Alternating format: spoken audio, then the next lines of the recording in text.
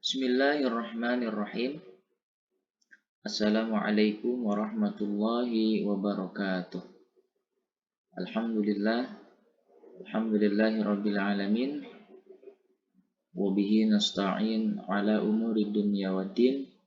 Wassalatu wassalamu ala hazan nabiyil karim. Sayyidina wa habibina wa syafi'ina wa karimina wa maulana Muhammadin. Wa ala alihi wa sahbihi ajma'in amma ba'du.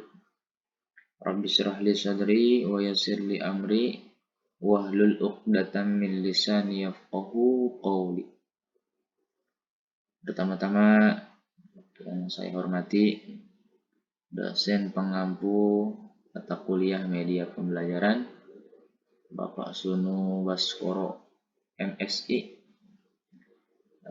Di sini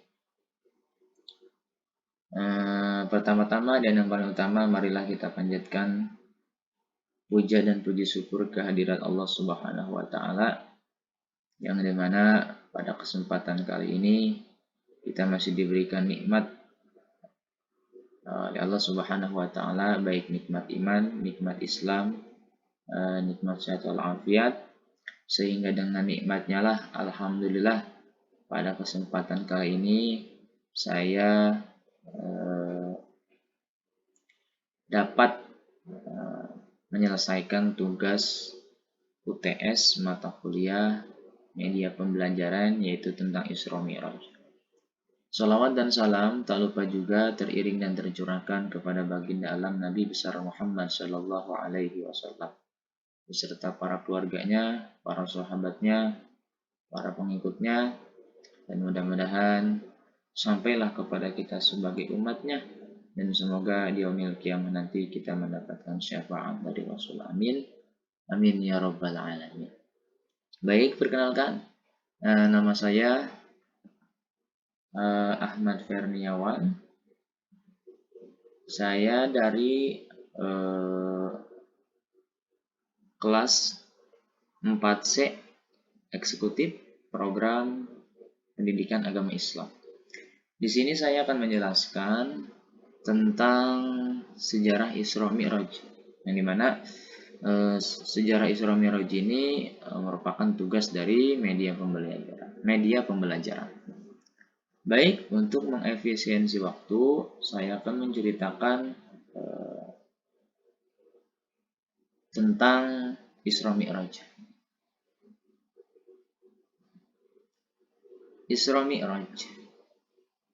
Isra Mi'raj merupakan peristiwa dahsyat perjalanan suci Nabi Muhammad SAW dari Masjidil Haram ke Masjidil Aqsa yang ada di Palestina, hingga naik ke langit 7 dalam semalam.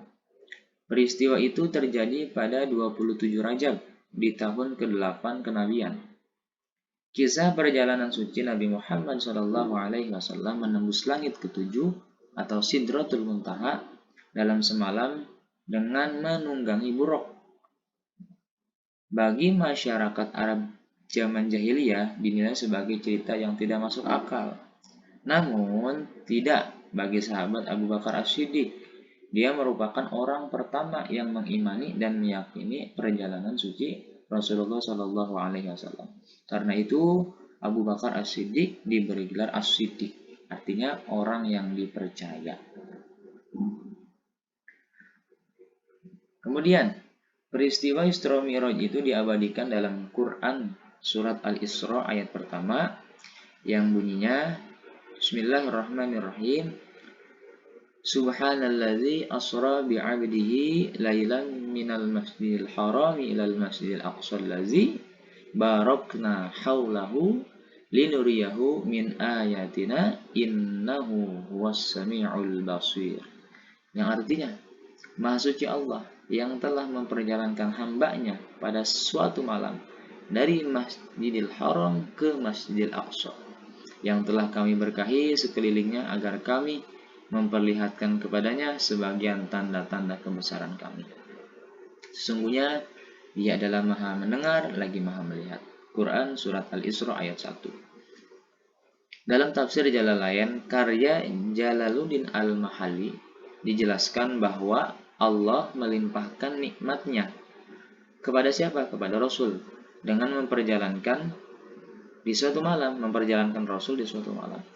Di dalam perjalanan itu antara lain Nabi Shallallahu Alaihi Wasallam sempat berkumpul dengan para nabi, naik ke langit, melihat keajaiban-keajaiban alam, malakut, dan bermunajat langsung dengan Allah Subhanahu Wa Taala. Kemudian, sehubungan dengan peristiwa ini, Nabi Shallallahu Alaihi Wasallam menceritakan melalui sabdanya, "Aku diberi buruk adalah seekor hewan yang berparas cantik, yang berparas menawan, tingginya lebih dari keledai, akan tetapi lebih pendek daripada bagol. Ya.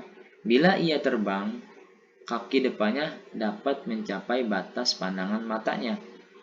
Lalu aku menaikinya dan ia membawaku hingga sampai di Baitul Maqdis. Ya, kemudian aku tambatkan ia pada tempat penambatan yang biasa dipakai oleh para nabi. Selanjutnya aku memasuki Masjidil Aqsa dan melakukan sholat 2 rakaat di dalamnya. Setelah itu aku keluar dari Masjidil Aqsa, datanglah kepadaku malaikat Jibril seraya membawa 2 buah cawan atau 2 buah wadah.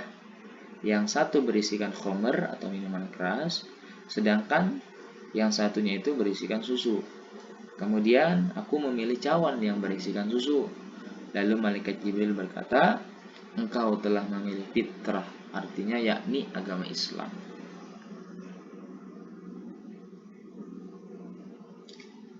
Kemudian Nabi Shallallahu Alaihi Wasallam melanjutkan kisahnya.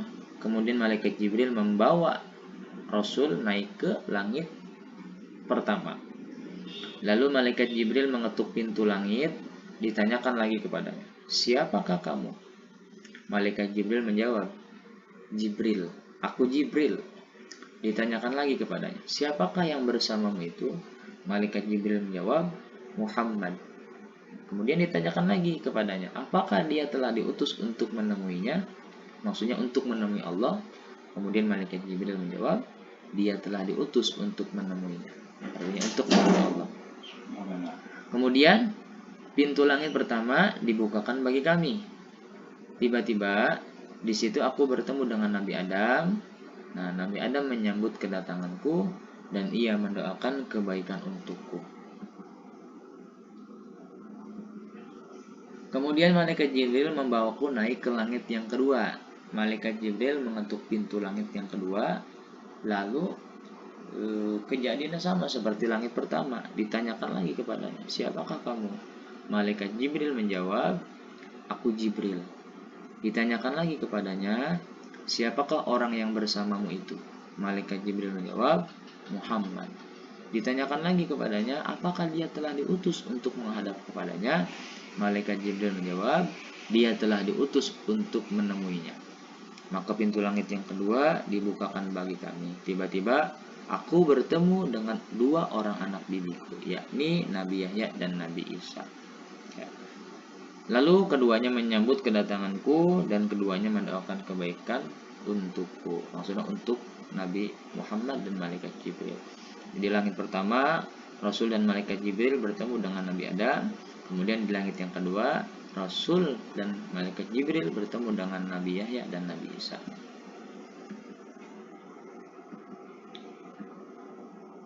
Kemudian malaikat Jibril membawa Rasul naik ke langit yang ketiga. Maka malaikat Jibril mengetuk pintu langit yang ketiga, lalu ditanyakan kepadanya, "Siapakah kamu?" Kemudian malaikat Jibril menjawab, "Aku Jibril." Ditanyakan lagi kepadanya, "Siapakah orang yang bersamamu itu?" Kemudian Jibril menjawab, "Muhammad." Kemudian ditanyakan lagi kepadanya, "Apakah dia telah diutus untuk menemuinya?" Kemudian malaikat Jibril menjawab, "Dia telah diutus untuk menemuinya." Maka dibukakanlah pintu langit ketiga bagi kami. Artinya dibukakan pintu langit ketiga untuk Rasul dan malaikat Jibril. Tiba-tiba Rasul dan malaikat Jibril bertemu dengan Nabi Yusuf, dan ternyata ia telah dianugerahi separuh daripada keelokan. Nabi Yusuf menyambut kedatanganku, lalu ia mendoakan kebaikan untukku. Artinya Di langit ketiga, Rasul dan Malaikat Jibril bertemu dengan Nabi Yusuf. Yang dimana Nabi Yusuf ini dianugerahi oleh Allah mempunyai rupawa atau wajah yang tampan.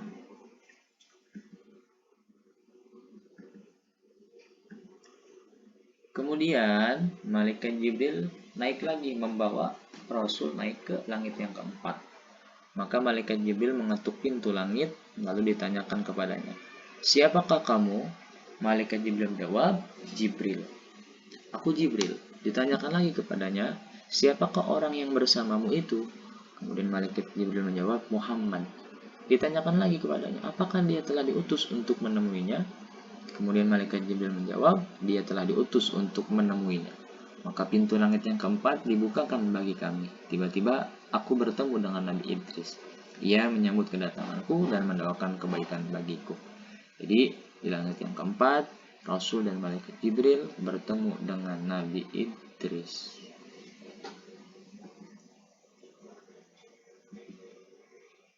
Nah, naik lagi Rasul dan Malaikat Jibril. Rasul dibawa oleh Malaikat Jibril naik lagi ke langit yang kelima. Lalu Malaikat Jibril mengetuk pintu langit yang kelima. Maka ditanyakan lagi kepadanya, "Siapakah kamu?" Kemudian Malaikat Jibril menjawab, "Aku Jibril." Dan ditanyakan lagi, "Siapakah orang yang bersamamu itu?" Kemudian Malaikat Jibril menjawab, "Muhammad." Ditanyakan lagi kepadanya, "Apakah dia telah diutus untuk menemuinya?" Kemudian Malaikat Jibril menjawab, "Dia telah diutus untuk menemuinya." Lalu dibukakanlah pintu langit yang kelima bagi kami. Tiba-tiba aku bertemu dengan Nabi Harun. Ia menyambut kedatanganku dan mendoakan kebaikan bagiku.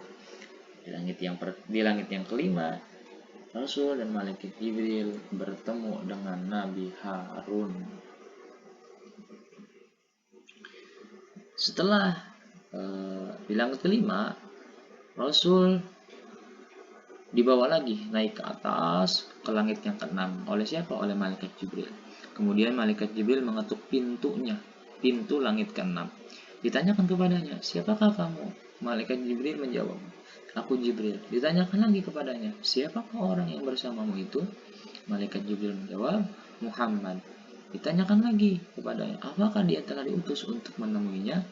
Kemudian Malaikat Jibril menjawab, "Dia telah diutus untuk menemuinya." Maka dibukakanlah pintu langit yang keenam buat kami. Tiba-tiba aku bertemu dengan Nabi Musa. Lalu Nabi Musa menyambut kedatanganku dan ia mendoakan kebaikan bagiku. Jadi pada langit pertama ya, kemudian sampai langit 2, 3, 4, 5, 6 ketika Malaikat Jibril dan Rasul. Kemudian Malaikat Jibril mengetuk pintu. Di situ banyak pertanyaan, dan yang mana pertanyaannya tersebut itu sama ya, "Siapakah kamu?" Kemudian siapa orang yang bersamamu itu? Kemudian apakah dia telah diutus untuk menemuinya? Ya. Kemudian di langit ke-6, Rasul dan Malaikat Jibril bertemu dengan Nabi Musa. Kemudian selanjutnya Malaikat Jibril membawa Rasul naik ke langit yang ke-7. Kemudian mengetuk pintunya. Nah, kemudian ditanyakan lagi, di sini terjadi pertanyaan seperti di langit 1 sampai langit ke-6. Ditanyakan lagi kepadanya, "Siapakah kamu?" Malaikat Jibril menjawab, "Aku Jibril." Ditanyakan lagi kepadanya, "Siapakah orang yang bersamamu itu?" Kemudian Malaikat Jibril menjawab, "Muhammad." Ditanyakan lagi kepadanya, "Apakah dia telah diutus untuk menemuinya?" Kemudian Malaikat Jibril menjawab, "Dia telah diutus untuk menemuinya." Maka dibukakanlah pintu langit yang ke-7 bagi Rasul dan Malaikat Jibril. Tiba-tiba aku bertemu dengan Nabi Ibrahim. Kemudian tidak sengaja Malaikat Jibril dan Rasul itu kedapatan melihat Nabi Ibrahim itu sedang bersandar di Baitul Ma'mur. Yang dimana Baitul Ma'mur itu adalah suatu tempat ya, yang dimana setiap harinya itu dimasuki oleh 70.000 malaikat, yang dimana malaikat yang sudah masuk itu tidak akan kembali lagi, artinya tidak keluar lagi ya. Itu yang disebut Baitul Ma'mur, jadi suatu tempat yang dimana dimasuki oleh 70.000 malaikat, yang dimana malaikat yang sudah masuk itu tidak bisa keluar lagi, artinya tidak kembali lagi.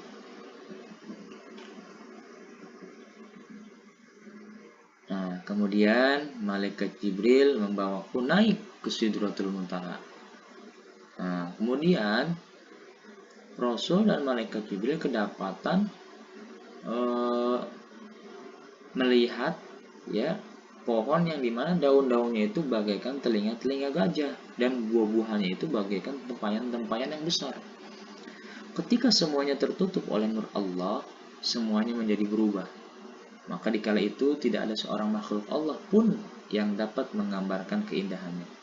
Rasulullah SAW melanjutkan kisahnya. Maka Allah mewahyukan kepadaku secara langsung dan dia telah mewajibkan kepadaku 50 kali sholat untuk setiap hari. Ya. Jadi di sini Rasul Allah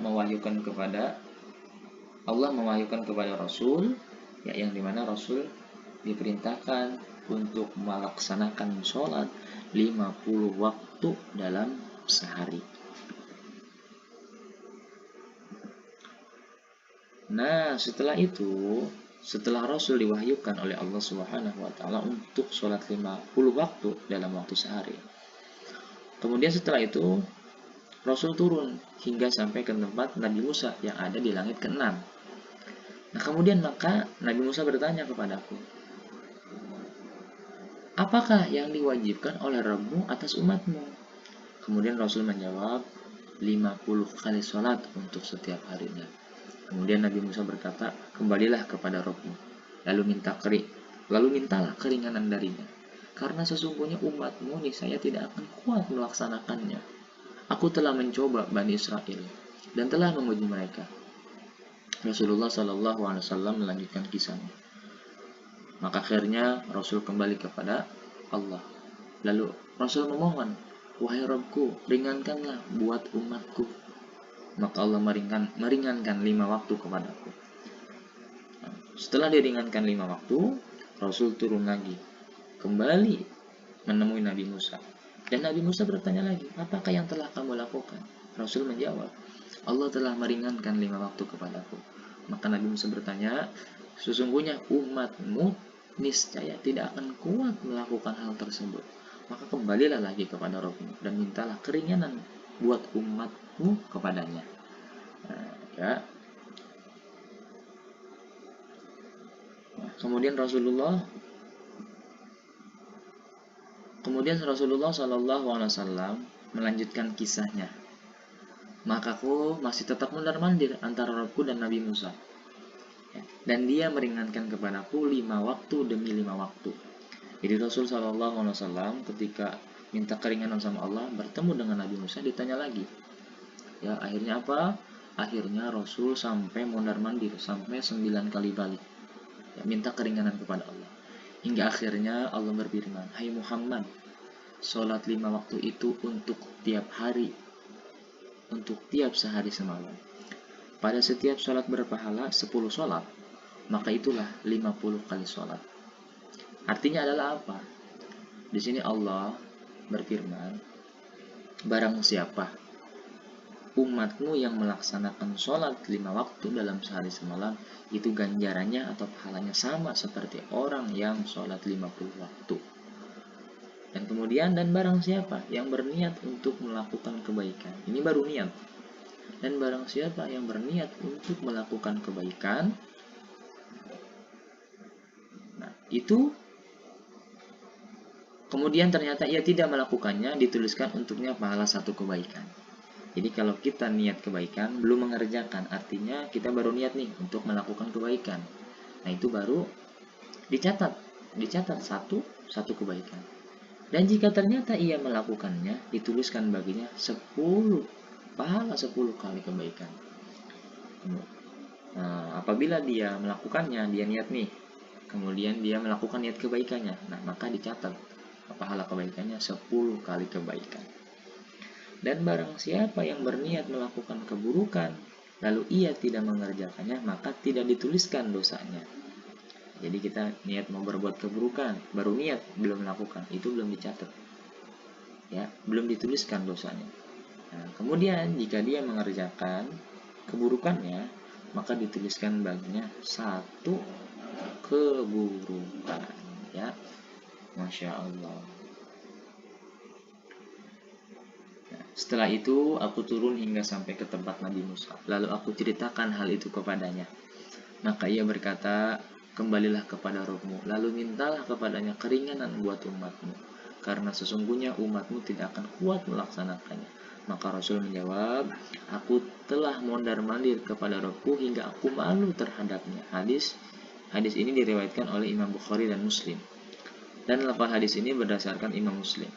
Imam Hakim di dalam kitab Mustadrak meriwayatkan sebuah hadis melalui Ibnu Abbas radhiyallahu anhu yang menceritakan bahwa Rasulullah Shallallahu Alaihi Wasallam telah bersabda, "Aku melihat Robku Azza wa Jalla." Kisah ini semoga menambah dan mempertebal keimanan dengan tidak meninggalkan sholat 5 waktu yang telah disyariatkan.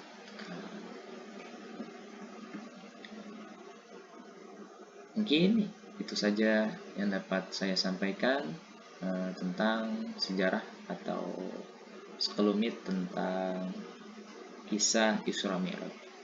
Saya ucapkan terima kasih, kurang lebihnya mohon maaf. Wassalamualaikum warahmatullahi wabarakatuh.